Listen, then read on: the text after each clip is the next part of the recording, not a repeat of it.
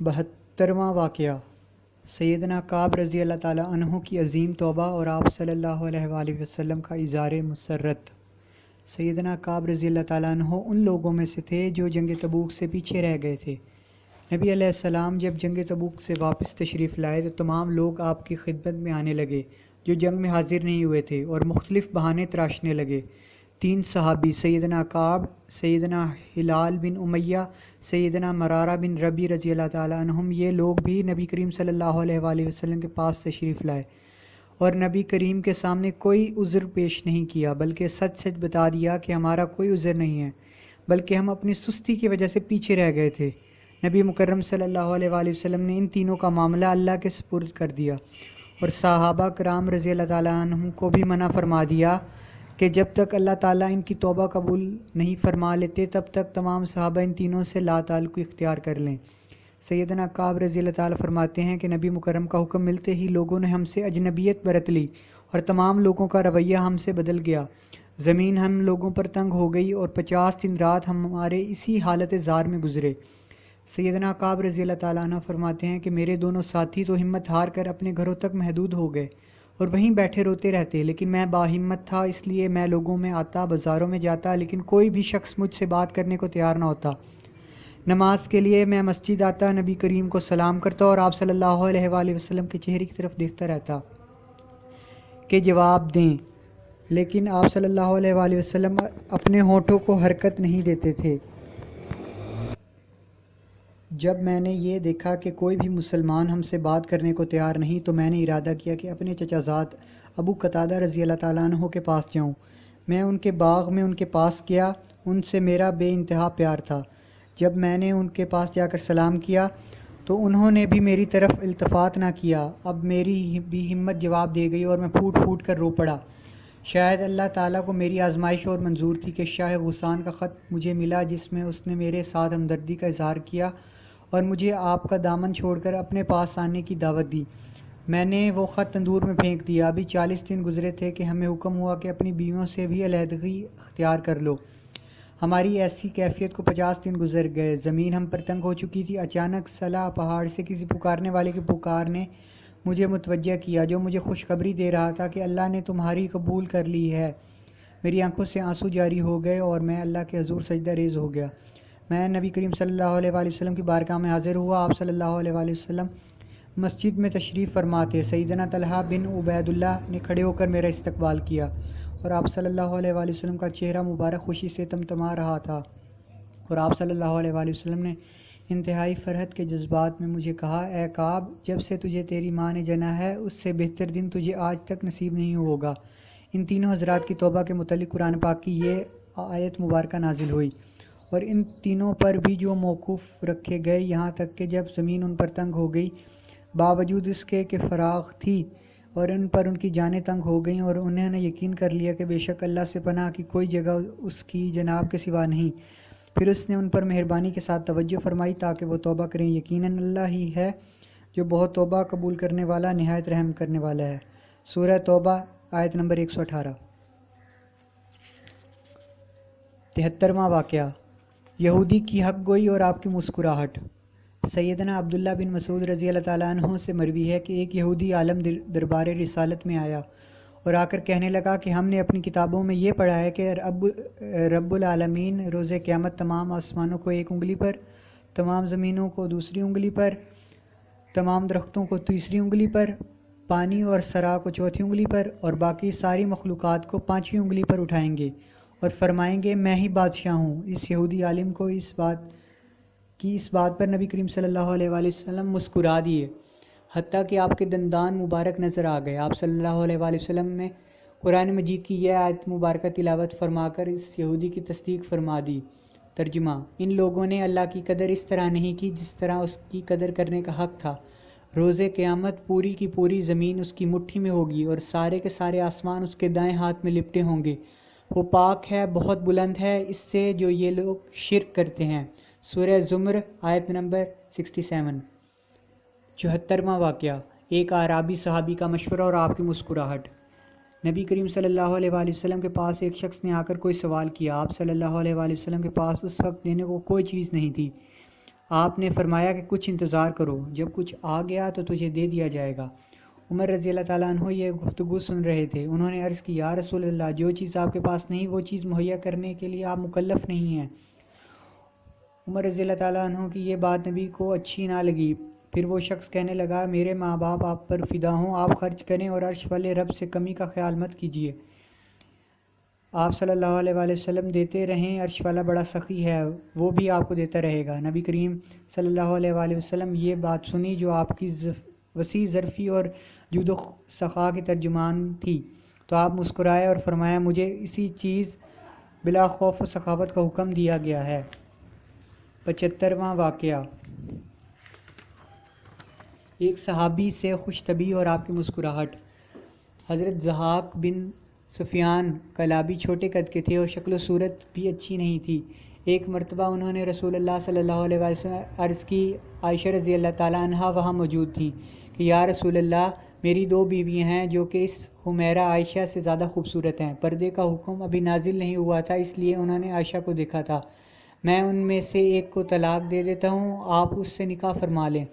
حضرت ضحاک سے پوچھا گیا کہ تم زیادہ خوبرو ہو یا تمہاری بیویاں؟ تو انہوں نے فرمایا کہ سلیقہ اور شکل و صورت میں ان سے بہتر ہوں۔ آپ صلی اللہ علیہ وآلہ وسلم ان کی یہ بات سن کر مسکرا دیے۔ 76واں واقعہ، سیدہ عائشہ اور حفصہ رضی اللہ تعالیٰ عنہ کے روزہ توڑ دینے پر مسکراہٹ۔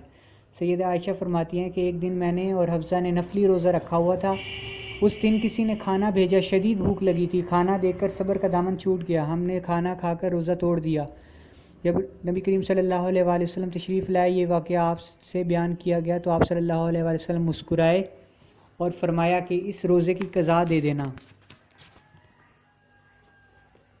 77واں واقعہ، عائشہ رضی اللہ تعالیٰ عنہ سے دوڑ کے مقابلے میں جیت پر آپ کی مسکراہٹ۔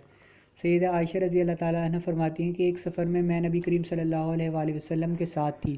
آپ نے صحابہ کرام سے آگے نکل جانے کا حکم دیا، پھر آپ نے مجھ سے فرمایا، آؤ دوڑ کا مقابلہ کریں۔ میں نے نبی کریم صلی اللہ علیہ وسلم سے دوڑ کا مقابلہ کیا۔ میں کم سن لڑکی تھی، ہلکی پھلکی لڑکی تھی، میں آپ صلی اللہ علیہ وآلہ وسلم سے آگے نکل گئی، یہ معاملہ ختم ہو گیا۔ پھر ایک موقع پر میں نے نبی کریم صلی اللہ علیہ وآلہ وسلم کے ساتھ تھی، آپ صلی اللہ علیہ وآلہ وسلم نے فرمایا کہ آؤ آج دوڑ کا مقابلہ کرتے ہیں۔ اسی وقت میرے جسم پر گوشت چڑھ چکا تھا، میں بھاری ہو چکی تھی۔ آپ صلی اللہ علیہ وآلہ وسلم نے لوگوں کو آگے چلے جانے کا کہہ دیا، وہ آگے نکل گئے، ہم نے مقابلہ کیا، اللہ کے نبی مجھ سے آگے نکل گئے تو آپ صلی اللہ علیہ وآلہ وسلم مسکرائے اور فرمایا کہ یہ جیت پچھلی جیت کے بدلہ ہو گئی، اب معاملہ برابر ہو گیا۔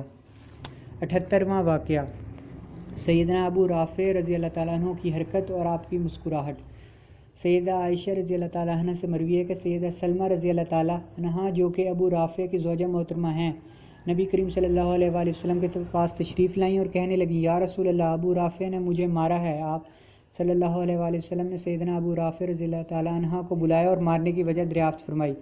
سیدنا ابو رافع نے جواب دیا کہ اللہ کے رسول، اس نے مجھے تکلیف دی تھی۔ آپ صلی اللہ علیہ وآلہ وسلم نے سیدہ سلمہ سے پوچھا کہ کیا تکلیف دی تھی، تو فرمانے لگیں کہ یہ نماز پڑھ رہے تھے، دوران نماز ابو رافع کی ہوا خارج ہو گئی تو میں نے ان سے کہا کہ آپ صلی اللہ علیہ وآلہ وسلم کا حکم ہے کہ جب کسی کا وضو ٹوٹ جائے تو وہ نیا وضو کرے، میری اس بات پر انہوں نے مجھے مارا ہے۔ سیدہ سلمہ کی یہ بات سن کر آپ کے چہرے مبارک پر مسکراہٹ پھیل گئی اور آپ صلی اللہ علیہ وآلہ وسلم نے ابو رافع کو فرمایا، اس پر مارنے کی کیا ضرورت تھی، اس اللہ کی بندی نے صحیح بات ہی تو کہی تھی۔ 79واں واقعہ، درود پڑھنے پر 10 رحمتوں کے نزول کو دیکھ کر۔ ابو طلحہ فرماتے ہیں کہ ایک دن نبی کریم صلی اللہ علیہ وآلہ وسلم تشریف لائے، آپ کے چہرہ مبارک پر خوشی کے آثار نمایاں تھے۔ آپ نے فرمایا کہ جبرائیل میرے پاس آئے اور فرمایا کہ اے محمد صلی اللہ علیہ وآلہ وسلم، آپ کا رب فرماتا ہے کہ کیا آپ کو یہ بات پسند نہیں آتی کہ آپ صلی اللہ علیہ وآلہ وسلم کی امت میں سے کوئی آپ پر ایک مرتبہ درود پڑھے گا تو میں اس پر 10 رحمتیں نازل کروں گا، یا آپ نے فرمایا کہ جو آپ صلی اللہ علیہ وآلہ وسلم پر ایک دفعہ سلام بھیجے گا تو میں اس پر 10 مرتبہ سلام بھیجوں گا۔ 80واں واقعہ، عائشہ رضی اللہ تعالیٰ عنہ کے پیالہ توڑنے پر آپ کی مسکراہٹ۔ انسان فطرتی طور پر محبت تقسیم کرنے سے ڈرتا ہے، خصوصاً جب معاملہ شوہر اور سوکن کا ہو تو یہ معاملہ اور بھی اہم ہو جاتا ہے۔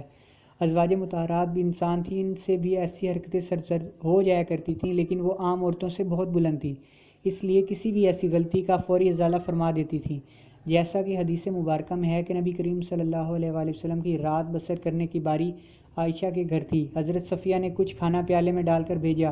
عائشہ کو اس پر غصہ آ گیا کہ باری میری اور کھانا کسی اور سکن کے گھر سے۔ عائشہ نے وہ پیالہ نیچے گرا دیا، پیالہ ٹوٹ گیا۔ نبی کریم صلی اللہ علیہ وآلہ وسلم مسکراتے ہوئے اٹھے، ٹوٹا پیالے کے ٹکڑے ملائے، گرا ہوا کھانا اس میں اٹھا کر ڈالا اور کھانے لانے والے سے فرمایا کہ تمہاری ماں عائشہ کو غیرت نے ایسا کرنے پر آمادہ کیا۔ پھر آپ نے ٹوٹا پیالہ عائشہ کے گھر رکھ دیا اور ان کا نیا پیالہ خادم کے حوالے کر دیا۔ 80واں واقعہ، ابو بکر رضی اللہ تعالیٰ عنہ کی نیکی اور آپ کی مسکراہٹ۔ ابو امامہ رضی اللہ تعالیٰ عنہ سے روایت ہے کہ ایک دن نبی کریم صلی اللہ علیہ وآلہ وسلم صحابہ کرام کی مجلس میں جلو افروز تھے۔ صحابہ سے پوچھا کہ آج کس نے روزہ رکھا ہے؟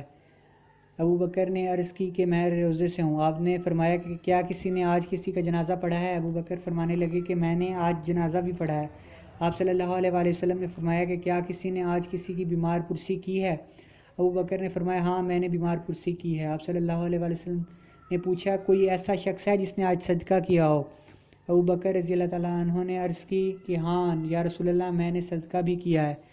نبی رحمت یہ سن کر مسکرا دیے اور فرمایا کہ اگر کسی شخص میں یہ نیک اعمال جمع ہو جاتے ہیں تو وہ جنت میں داخل ہوتا ہے۔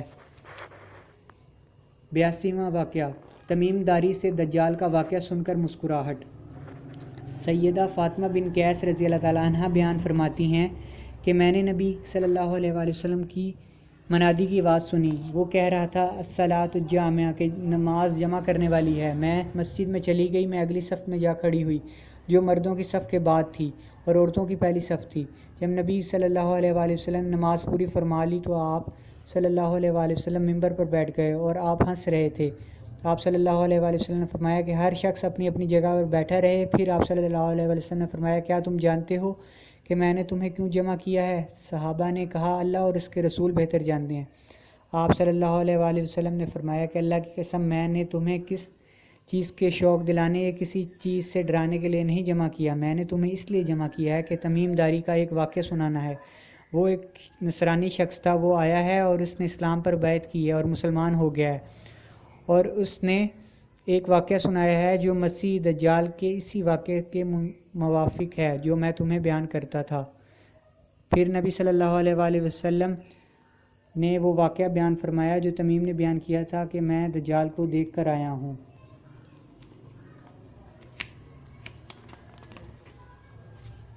83واں واقعہ، ام سلیم کے نبی صلی اللہ علیہ وسلم کے پسینہ جمع کرنے پر مسکرائے۔ حضرت انس رضی اللہ تعالیٰ عنہ فرماتے ہیں کہ میری ماں ام سلیم آپ صلی اللہ علیہ وآلہ وسلم کے لیے بستر بچھایا کرتی تھی، آپ اس پر کلولا دوپہر کا آرام کیا کرتے تھے۔ جب نبی کریم صلی اللہ علیہ وآلہ وسلم سو جاتے تو آپ صلی اللہ علیہ وآلہ وسلم کے منہ مبارک اور آپ کا پسینہ بوتل میں جمع کر لیا کرتی تھی، پھر وہ ایک ڈبیا میں جمع کرتی تھی۔ ایک دن آپ صلی اللہ علیہ وآلہ وسلم ام سلیم کے گھر میں آرام فرما رہے تھے کہ وہ ایک شیشی لائیں اور پسینہ مبارک جسم سے روئی کی مدد سے اکٹھا کرنے لگیں۔ آپ بیدار ہو گئے، پوچھا یہ کیا کر رہی ہو تم؟ ام سلیم نے فرمایا کہ یہ آپ کا پسینہ ہے، یہ ہم اپنی خوشبو میں شامل کریں گے کیونکہ آپ کا پسینہ بہترین خوشبو ہے۔ آپ صلی اللہ علیہ وآلہ وسلم مسکرا دیے اور فرمایا کہ درست کام کر رہی ہو۔ انس رضی اللہ تعالیٰ عنہ نے موت کے وقت وصیت کی تھی کہ میرے مرنے کے بعد جو خوشبو مجھے لگائی جائے گی اس میں اس کی ڈبیا کی خوشبو شامل کر لینا، چنانچہ ایسے ہی کیا گیا۔ 84واں واقعہ، آپ صلی اللہ علیہ وآلہ وسلم نے بادشاہت کے بجائے امت کے لیے سفارش کو اختیار کیا۔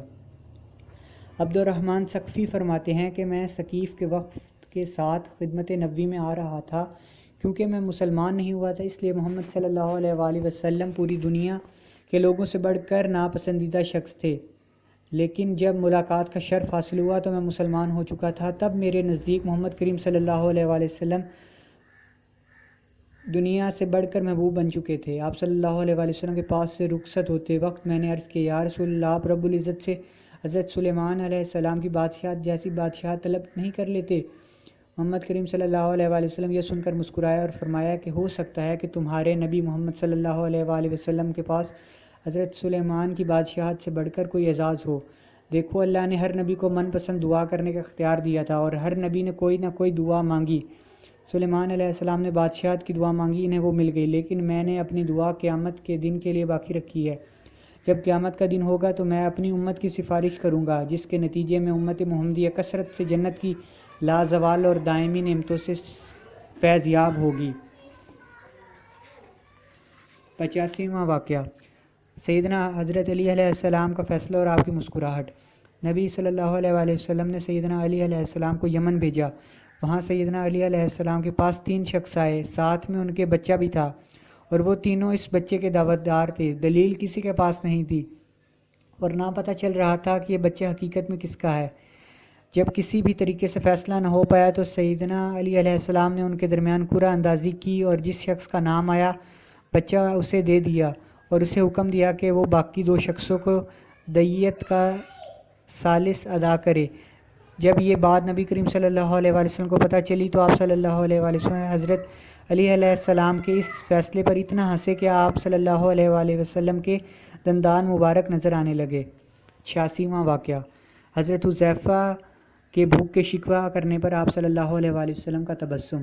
حضرت حذیفہ رضی اللہ تعالیٰ عنہ فرماتے ہیں کہ جنگ خندق کے دن آپ صلی اللہ علیہ وآلہ وسلم نے فرمایا، جاؤ قریش کے متعلق معلومات لے کر آؤ۔ میں نے کہا کہ مجھے خطرہ ہے کہ میں گرفتار نہ کر لیا جاؤں۔ آپ صلی اللہ علیہ وآلہ وسلم نے فرمایا، آپ کو گرفتار نہیں کیا جائے گا۔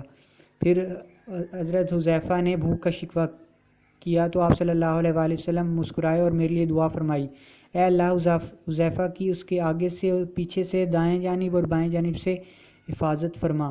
جب آپ صلی اللہ علیہ وآلہ وسلم یہ دعا فرمائی تو میرا ڈر خوف جاتا رہتا۔ پھر میں مشن نبوی پر روانہ ہو گیا۔ آپ صلی اللہ علیہ وآلہ وسلم نے مجھے رخصت کرتے ہوئے فرمایا کہ کوئی نیا کام جو میں نے کہا ہو نہ کرنا۔ جب میں روانہ ہوا تو تیز آندھی چل رہی تھی، اس کے سامنے کوئی چیز نہیں ٹھہرتی تھی اور اندھیرا ایسا کہ کوئی چیز نظر نہیں آتی تھی۔ جب حذیفہ قریش کے لشکر کے پاس پہنچے تو انہوں نے سنا کہ ابو سفیان کہہ رہا تھا کہ قریش کے لوگوں، ہمارے جانور ہلاک ہو گئے اور مدینہ کے یہود نے ہمارا ساتھ نہیں دیا اور تیز آندھی کی وجہ سے ہمارے لیے مشکلات پیدا ہو چکی ہیں، ہمارا یہاں رکنا قطعاً مفید نہیں، اس لیے نکل چلو۔ پھر ابو سفیان اپنے اونٹ پر سوار ہو گیا اور قریش اس کے پیچھے پیچھے چل پڑے۔ حذیفہ فرماتے ہیں ابو سفیان اس گفتگو کے دوران میرے نشانے پر تھا۔ میں نے ارادہ کیا کہ میں اس سے تیر مار دوں، لیکن مجھے نبی کریم صلی اللہ علیہ وآلہ وسلم کا فرمان آڑے آ گیا کہ آپ صلی اللہ علیہ وآلہ وسلم نے رخصت کے وقت فرمایا تھا کہ کوئی نیا کام نہ کرنا۔ 87واں واقعہ، حضرت عائشہ رضی اللہ تعالیٰ عنہ کے سر درد اور ان کے شکوے پر نبی کریم کی مسکراہٹ۔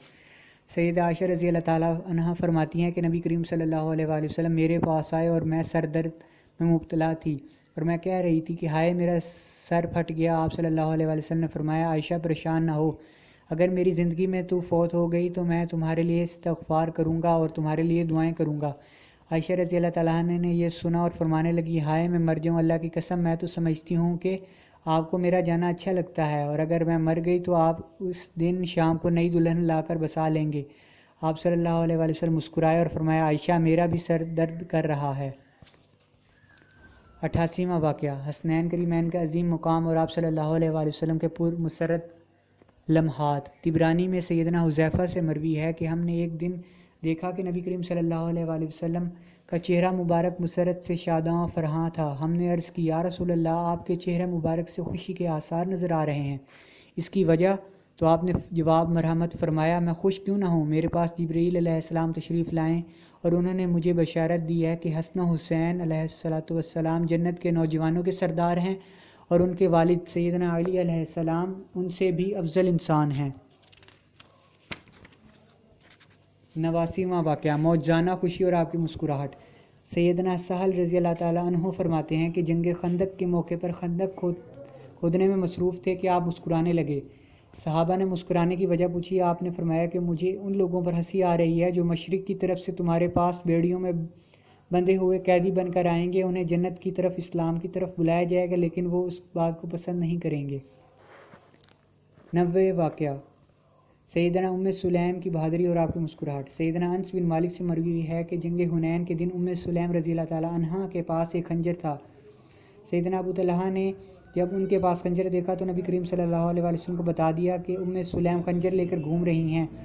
تو نبی کریم نے ان سے پوچھا، بھائی یہ خنجر کیوں اٹھایا ہوا ہے؟ فرمانے لگیں، یہ خنجر میں نے اس لیے اٹھایا ہے کہ اگر کوئی مشرک میرے قریب بھی آیا تو میں اس خنجر سے اس کا پیٹ پھاڑ دوں گی۔ نبی کریم صلی اللہ علیہ وآلہ وسلم نے جب سلیم کی یہ بات سنی تو آپ ہنس دیے۔ 51واں واقعہ، سیدنا ابو عمر رضی اللہ تعالیٰ عنہ انصاری فرماتے ہیں کہ ایک جنگ میں نبی کریم صلی اللہ علیہ وآلہ وسلم کے ساتھ تھے۔ صحابہ کو شدید بھوک کا سامنا تھا، دوسری طرف جنگ میں لڑنے کے لیے قوت کی ضرورت تھی۔ صحابہ نے نبی مکرم سے کچھ اونٹ ذبح کرنے کی اجازت چاہی تاکہ قوت حاصل کی جائے۔ آپ نے اجازت مرحمت فرما دی۔ عمر رضی اللہ تعالیٰ نے عرض کی، یا رسول اللہ، کل جب ہمارا دشمن سے مقابلہ ہوگا اور ہم بھوکے ہوں گے اور اونٹوں کی قلت کی وجہ سے پیدل چل کر تھک چکے ہوں گے تو ہمارا حال کیا ہوگا؟ میرا مشورہ ہے کہ اونٹ ذبح نہ کریں، بلکہ صحابہ کرام کے پاس جو کھانے کی اشیاء ہوں وہ طلب کریں اور اسی پر اللہ کریم سے برکت کی دعا کریں۔ آپ کی دعا کی برکت سے کھانے میں برکت ہوگی اور ہم سواریوں پر سوار ہو کر منزل مقصود تک پہنچ جائیں گے۔ آپ نے اس کی تجویز کو پسند فرما کر لوگوں کو توشہ لانے کو حکم فرمایا۔ صحابہ کرام اپنے بچے ہوئے سفر خرچ لے کر آ گئے، کوئی ایک مٹھی، کوئی اس سے زیادہ توشہ لے کر آیا۔ سب سے زیادہ جو شخص کھانا لایا تھا وہ 3 کلو کھجور تھی۔ ان تمام جمع شدہ اشیاء پر نبی رحمت نے کچھ دیر دعا فرمائی، پھر لشکر کے لوگوں کو حکم دیا کہ وہ اپنے اپنے برتن لائیں اور بھر بھر کر لے کے جائیں۔ تمام صحابہ اپنے اپنے برتن بھر کر لے گئے، لیکن کھانا ابھی تک اتنا ہی بڑا تھا جتنا پہلے تھا۔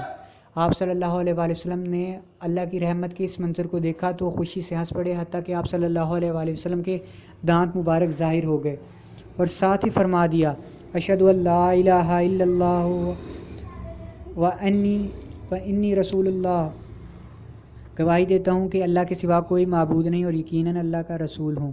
پھر فرمایا کہ جو شخص بھی اللہ کی الوہیت اور میری رسالت پہ ایمان رکھتا ہوگا وہ قیامت کے دن جہنم سے بچا لیا جائے گا۔ 52واں واقعہ، حضرت عبید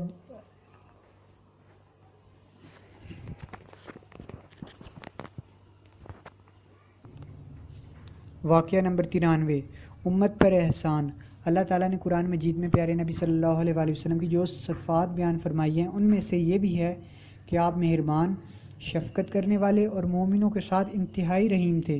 یہی وجہ ہے کہ آپ ہر لمحہ اپنی امت اور لوگوں کے لیے فکر مند رہتے تھے، جیسا کہ عبد الرحمن ثقفی فرماتے ہیں کہ میں ثقیف کے وفد کے ساتھ خدمت نبوی میں آ رہا تھا۔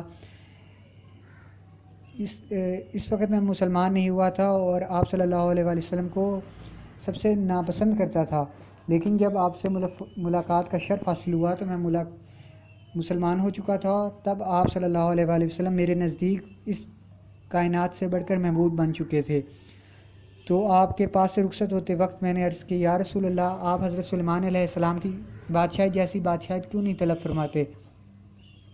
تو آپ صلی اللہ علیہ وآلہ وسلم نے مسکرا دیے اور آپ نے فرمایا کہ ہر نبی کو ایک دعا کرنے کا اختیار ہے، ہر نبی نے کوئی نہ کوئی دعا مانگی۔ حضرت سلیمان نے بادشاہت مانگی، لیکن میں نے اپنی دعا قیامت کے دن کے لیے باقی رکھی ہے۔ جب قیامت کا دن ہوگا تو میں اپنی امت کے ذریعے سفارش کروں گا۔ 94واں واقعہ، انمول نصیحت۔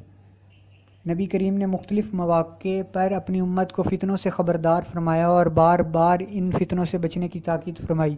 آپ صلی اللہ علیہ وآلہ وسلم اپنے صحابہ کو خصوصی طور پر ان فتنوں سے دور رہنے کی تلقین فرمایا کرتے تھے۔ سیدنا ابو ذر غفاری رضی اللہ تعالیٰ عنہ کے بارے میں مروی ہے کہ ایک دن ابو ذر مسجد نبوی میں سوئے ہوئے تھے، آپ نے ہلکی سی ٹھوکر پاؤں سے لگائی، ابو ذر بیدار ہو گئے۔ جب آپ صلی اللہ علیہ وآلہ وسلم نے فرمایا مسجد میں سوئے ہوئے ہو؟ ابو ذر نے کہا، یا رسول اللہ، جب میرا گھر نہیں ہے تو مسجد میں ہی میرا گھر ہے۔ تو آپ نے ابو ذر کے پاس بیٹھ گئے اور ارشاد فرمایا، میرے بعد جب لوگ تمہیں اسی سے نکال دیں گے تب تم کیا کرو گے؟ فرمایا، میں ملک شام چلا جاؤں گا اور اسے اپنا مسکن بنا لوں گا۔ آپ نے فرمایا کہ اگر لوگ وہاں سے بھی نکال دیں گے تب کیا کرو گے؟ ابو ذر نے فرمایا، تب میں اسی مسجد میں آ جاؤں گا۔ آپ صلی اللہ علیہ وآلہ وسلم نے فرمایا کہ اگر دوبارہ مسجد یعنی مدینہ سے بھی نکال دیں تو تمہارا کیا رد عمل ہوگا؟ ابو ذر نے فرمایا، یا رسول اللہ، میں تلوار پکڑ لوں گا اور مرتے دم تک ان سے نبر آزما ہو جاؤں گا۔ آپ صلی اللہ علیہ وآلہ وسلم نے ابو ذر کو تھپکی دی اور مسکرا کر فرمایا، کیا میں اس مقابلے بازی سے بہتر چیز کی طرف رہنمائی نہ کروں؟ ابو ذر نے فرمایا کہ میرے ماں باپ آپ پر قربان ہو جائیں، ضرور بتائیں۔ آپ نے فرمایا کہ وہ جس طرف تمہیں کھینچے اسی طرف کو چلے جانا، لڑائی نہ کرنا، اسی مظلومیت کی حالت میں مجھ سے آ کر ملنا۔ واقعہ نمبر 95، طائف کا محاصرہ۔ جنگ میں بہادری اور دلیری بہت عظیم چیز ہے، یہ ہر ایک کے بس کی بات نہیں ہے، لیکن جب نبی کریم صلی اللہ علیہ وآلہ وسلم کے فرمان کی بات آئے تو خیر اسی میں ہی ہوتی ہے کہ آپ کے فرمان کو مان لیا جائے، کیونکہ اس میں کیا اسرار پوشیدہ ہوتے ہیں وہ ہم نہیں جانتے۔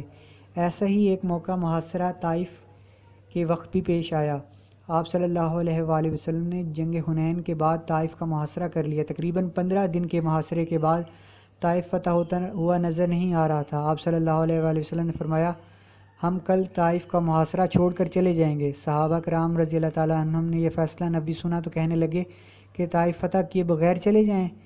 صحابہ کرام لڑنا چاہتے تھے، بغیر فتح کے واپس جانا ان کے لیے مشکل فیصلہ تھا۔ آپ نے کوچ کرنے کا فیصلہ ترک کر دیا۔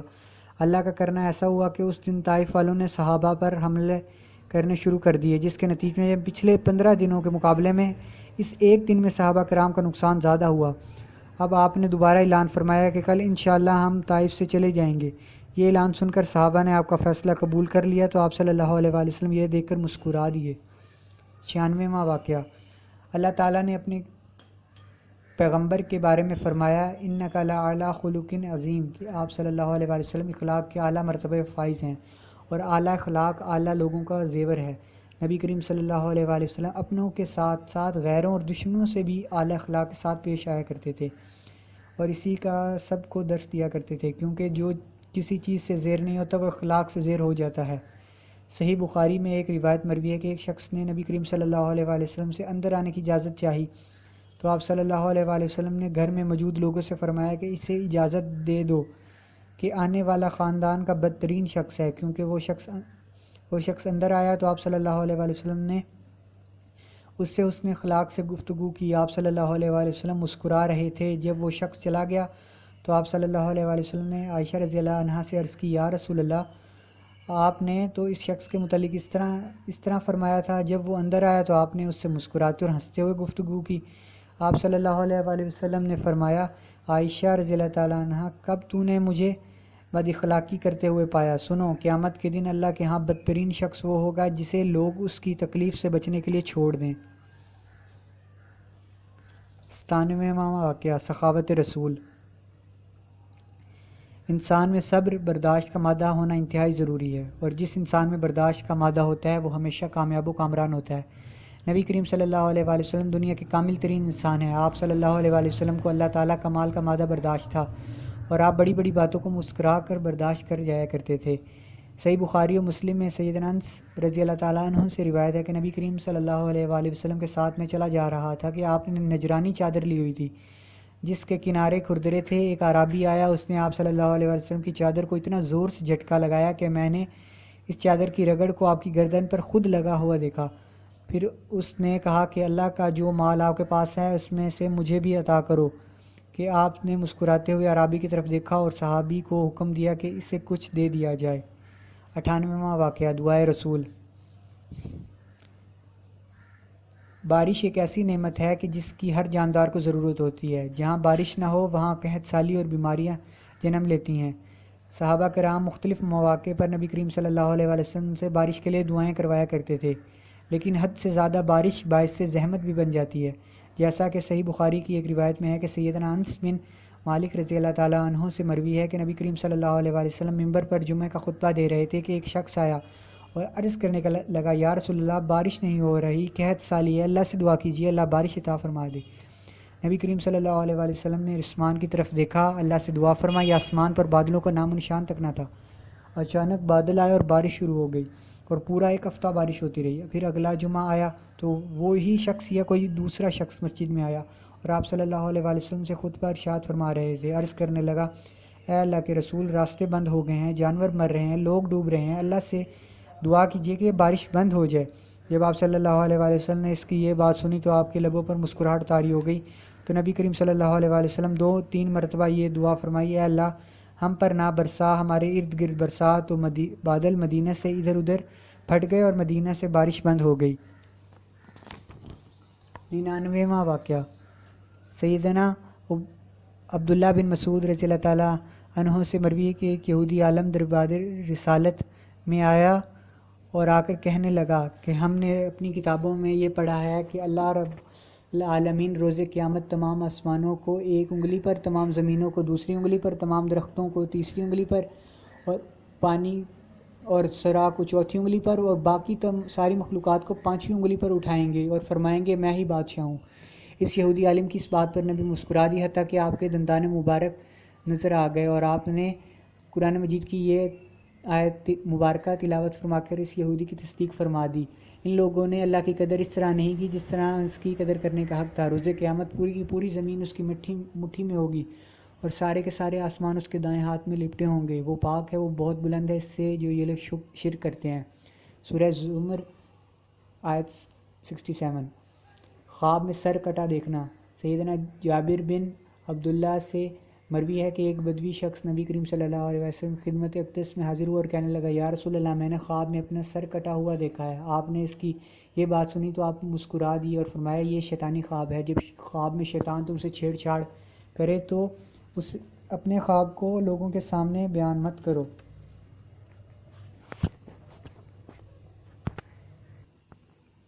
آخری واقعہ، حیات طیبہ کا آخری پر مسرت لمحہ۔ اللہ کے نبی جو ہنستے مسکراتے چہرے والے تھے، اور وہ چہرہ جو اپنے دشمنوں کو بھی دیکھ کر مسکرا دیتا تھا، وہ اپنی آخری مسکراہٹ کے ساتھ دنیا سے رخصت ہو گیا۔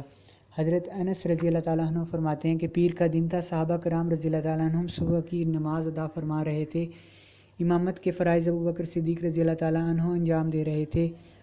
محمد کریم صلی اللہ علیہ وسلم حجرہ عائشہ میں تھے، گھر کا پردہ ہٹایا، دیکھا کہ صحابہ کرام نماز فجر ادا کر رہے تھے۔